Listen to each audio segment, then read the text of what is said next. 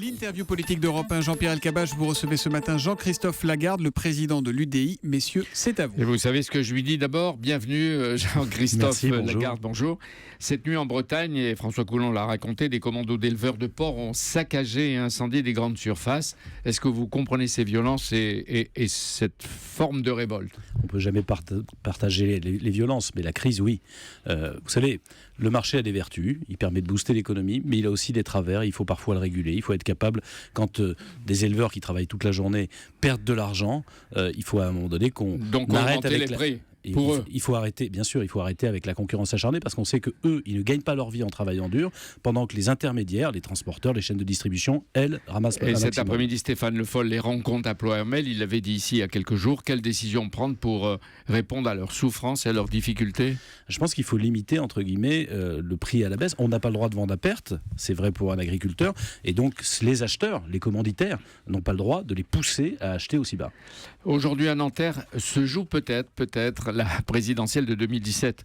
Jean-Marie Le Pen conteste au tribunal sa suspension du Front National décidée par Marine Le Pen, sa fille. Est-ce que les querelles de cette famille peuvent empêcher Marine Le Pen d'être au second tour des présidentielles ? Ce sont les Français qui le diront, mais moi je veux juste observer une chose, c'est qu'entre Jean-Marie Le Pen et Marine Le Pen, il n'y a pas de différence sur le fond.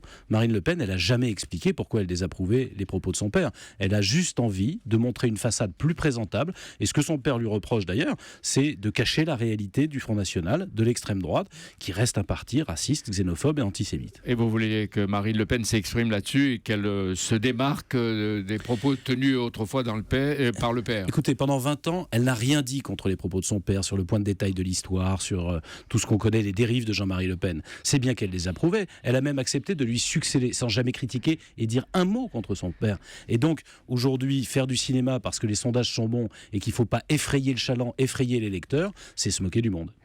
Jean-Christophe Lagarde, des migrants sont aujourd'hui en errance dans Paris. Cette nuit, on leur a trouvé 4 lieux d'hébergement provisoires au dernier moment. Anne Hidalgo va ouvrir un centre d'accueil. C'est peut-être une solution. C'est déjà une solution. Est-ce qu'elle est suffisante ? Évidemment non. Le problème, c'est qu'on réagit à l'actualité, à l'envahissement par des associations, par des groupes politiques, d'un bâtiment en disant on va les héberger. Une centaine. Vous pensez qu'il y en a que 100 à Paris et qu'on aura réglé le problème ? Il y en a 2000. Le problème, c'est Il y en aurait 2000. Le problème, c'est qu'il faudrait une politique globale, d'abord à la source, c'est-à-dire sur les côtes libyennes, par exemple, où se pressent des milliers de gens qui ne sont pas forcément des migrants politiques, enfin en demandeurs d'asile. Il y a là-dedans des Sénégalais, des Maliens, qui évidemment sont des migrants Mais économiques. qu'est-ce qu'on fait pour ceux qui sont à Paris et peut-être dans des grandes métropoles, sans parler de ceux qui sont à Calais ? Eh bien, on accélère, d'ailleurs en mettant les moyens humains, on accélère les études de demande d'asile. La plupart vont être refusées parce qu'elles ne sont pas justifiées. Et ensuite, on reconduit à la frontière. Il y en a assez de faire ce qu'on appelle des OQTF. Quand vous faites une demande d'asile, vous dites de quel pays vous venez. Donc quand on vous la refuse, c'est facile de vous faire retourner dans votre pays. Mais quand ils vous disent on arrive dans tel port d'Italie, de Grèce, de Sicile... Non, parce que pour faire une demande d'asile, il faut dire pourquoi vous êtes martyrisé dans votre pays d'origine. Donc on connaît votre origine nationale. Et deuxième chose, je voudrais vous dire qu'il y en a assez de faire des OQTF, des obligations de quitter du territoire français. En fait, on vous envoie un courrier et puis on vous demande de partir. Mais si vous partez pas, on vous fait pas partir. Donc il y en a qui restent et qui devraient être ailleurs. Comment on fait ? On les renvoie, on les expulse manu militari, comment on fait ? Mais écoutez, est-ce qu'on peut rentrer sur le territoire national librement ? Il y a 2 catégories de gens. Ceux qui sont les vrais demandeurs d'asile, ceux-là sont des victimes. On doit rapidement étudier leur cas et leur permettre de s'intégrer dans la société française. Et puis il y a ceux qui viennent pour une immigration économique que nous ne pouvons pas accueillir. Et ceux-là, il faut se donner les moyens de les accompagner, y compris d'ailleurs en accord avec les pays d'origine. Moi, je suis choqué que l'Union européenne donne de l'argent pour le développement d'un certain nombre de pays du tiers-monde, notamment d'Afrique.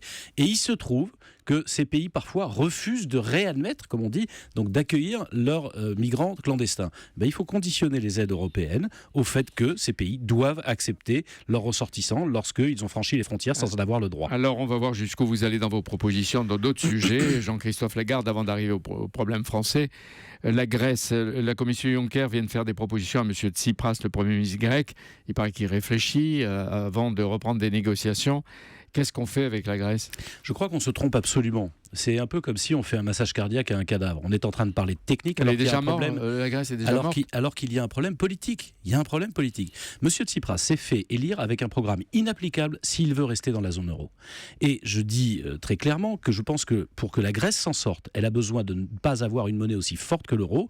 Elle doit sortir de la zone euro pour pouvoir avoir, avec une monnaie faible, retrouver de la compétitivité économique, procéder à des dévaluations. Là, on fait comme si... D'accord, pour que je comprenne bien, vous demandez ce matin qu'on ne retienne plus la Grèce dans la zone euro et qu'elle en sorte. Bien sûr, et je ne suis pas le seul, nous ne sommes que deux, je le reconnais, mais enfin, Valéry Giscard d'Estaing dit la même chose que moi.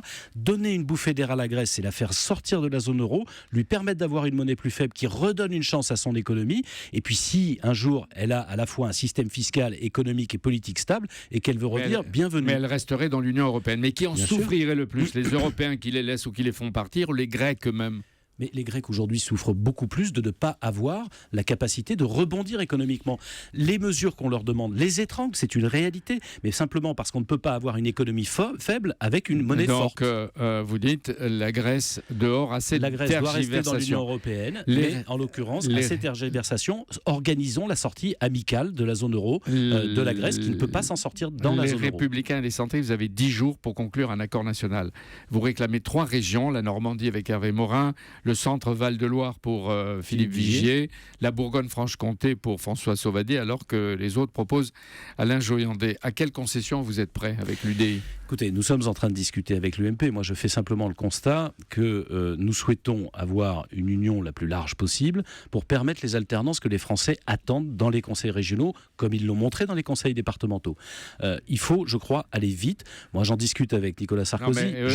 Est-ce que vous pourriez lâcher une de ces 3 régions ? Est-ce que vous en faites un casus belli ? Je n'ai rien à lâcher puisque 3 régions en l'occurrence, c'est l'équilibre politique de ce que représente l'UDI.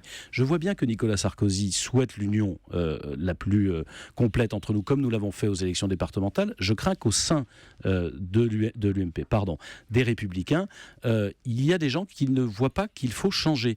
Ce qui a changé, c'est très simple. Hier, l'UMP gagnait toute seule, sans nous, et donc fixait les conditions. Aujourd'hui, nous ne gagnons pas sans eux.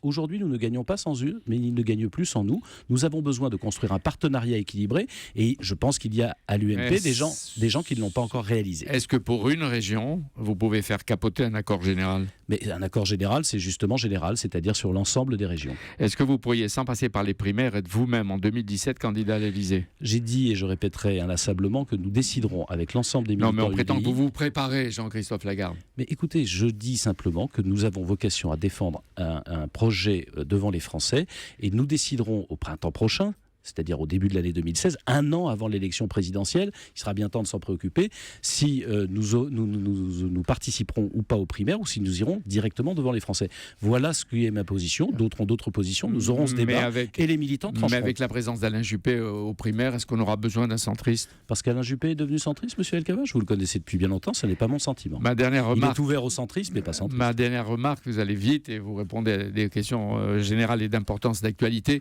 Vous êtes peu intervenu sur le voyage à Berlin de Manuel Valls. Est-ce qu'une telle affaire mérite 6 jours de débat ininterrompu ? Non, justement, j'ai trouvé que ce débat est excessif. Manuel Valls a fait une faute. L'argent public n'est pas là pour payer les loisirs du Premier ministre.